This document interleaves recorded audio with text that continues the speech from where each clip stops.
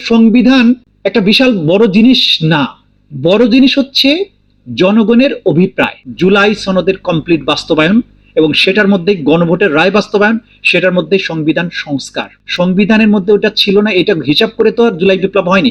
বিপ্লব কি সংবিধানের মধ্যে আছে? নাই তো। কোন সুপ্রিম কোর্টের সেই ক্ষমতা নাই ওইটার বিরুদ্ধে কোনো জাজমেন্ট দেওয়ার। এই পুরো প্রেস কনফারেন্সের মূল ফোকাসের জায়গাটা হচ্ছে পার্লামেন্টে সরকারি দল বলতে চাচ্ছেন যে জুলাই সনদ বাস্তবায়ন আদেশটা অসাংবিধানিক, ভয়েড অ্যাব ইনিশিও, মানে শুরু থেকেই এটা বাতিলযোগ্য। এইটার আসলে আইনগত পজিশনটা কি সেটাই আমরা ক্লিয়ার করব। পলিটিক্যাল যেসব কোয়েশ্চেন আছে সেগুলো আপনারা পলিটিশিয়ানদের জিজ্ঞাসা করবেন। দুটো কথা বলি, একটা হচ্ছে আমাদের সংবিধানের 7 আর্টিকেল 7 যেটা, সেখানে বলা হয়েছে, আগে বলা হয়েছে জনগণ সকল ক্ষমতার উৎস। 2 নম্বরে বলা হয়েছে জনগণ যদি উৎস হয়, জনগণের ইচ্ছার বা অভিপ্রায়ের পরম অভিব্যক্তির নাম হচ্ছে সংবিধান। তার মানে সংবিধান একটা বিশাল বড় জিনিস না, বড় জিনিস হচ্ছে জনগণের অভিপ্রায়, মানে মানুষ যেটা চায় সেটা ট্রান্সলেট করলে সংবিধান হয়, জনগণের চাওয়া অনুযায়ী সংবিধানটা হয়। তাহলে জনগণের অভিপ্রায়টাই যেহেতু সর্বোচ্চ আইন, সেই জনগণের ইচ্ছাতে জুলাইয়ের বিপ্লব হয়েছে। জুলাই বিপ্লবের পরে একটা সরকার গঠিত হয়েছে। সেই সরকার একটা সর্বদলীয় ঐক্যমত্য কমিশনের মাধ্যমে রাষ্ট্রকে পুনর্গঠনের জন্য একটা সিদ্ধান্ত গ্রহণ করেছে।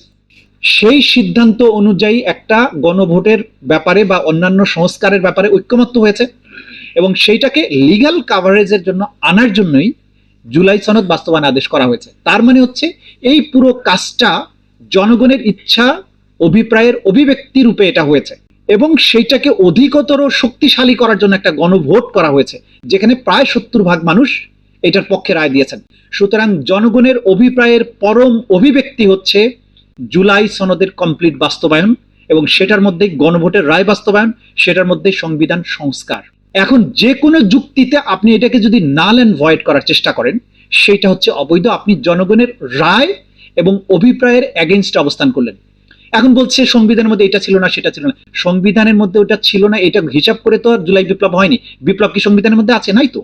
জুলাই বিপ্লবের পরে যে বলেছে শিশির যে এই যে আপনি প্রধান উপদেষ্টা বানালেন, উপদেষ্টা হলেন, নাই তো।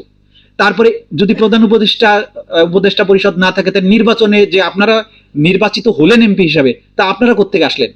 সংবিধান যদি থাকে তো 2028 না 29 নির্বাচন হবে, এখন আপনারা কারা? তাহলে ওনারা যেটা করছেন, কিছু অংশ ওনাদের পক্ষে যেটুকু যায় ওটা মানে, আর যে অংশটুকু তাদের বিপক্ষে যাচ্ছে সেটা একটা আইনি কূটতর্ক তৈরি করছেন। আমরা আইনজীবীরা ক্লিয়ার করছি যে এই কূটতর্কটা আইনের দৃষ্টিতে গ্রহণযোগ্য না। খুব রাইটলি বলা হয়েছে। আপনি বলছেন জুলাই সনদ আদেশ ভয়েড অ্যাব ইনিশিও, কিসের ভিত্তিতে? আপনি কে বলার কে?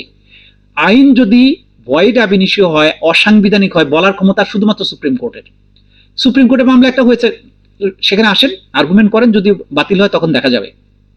কিন্তু আমার কথা হচ্ছে সুপ্রিম কোর্টের এই ক্ষমতা এই জন্য নাই, যেটা লেসোথো, গ্রানাডার উদাহরণ দেওয়া হয়েছে, যে জনগণের অভিপ্রায়ের অভিব্যক্তি রূপে যখন বিপ্লব হবে, সেই বিপ্লবের মধ্য দিয়ে মানুষ যেটা ডিসিশন নেবে, কোন সুপ্রিম কোর্টের সেই ক্ষমতা নাই ওইটার বিরুদ্ধে কোনো জাজমেন্ট দেওয়ার। জনগণের অভিপ্রায়ের ভিত্তিতে যে বিপ্লব হবে এবং জনগণ যেটা চাইবেন সেটা না পার্লামেন্ট নাল এন্ড ভয়েড করতে পারবে, না supreme court null and void করতে পারবে, না কোনো নেতা বা কোনো নেত্রী রাজনৈতিক দল এটা পারবে।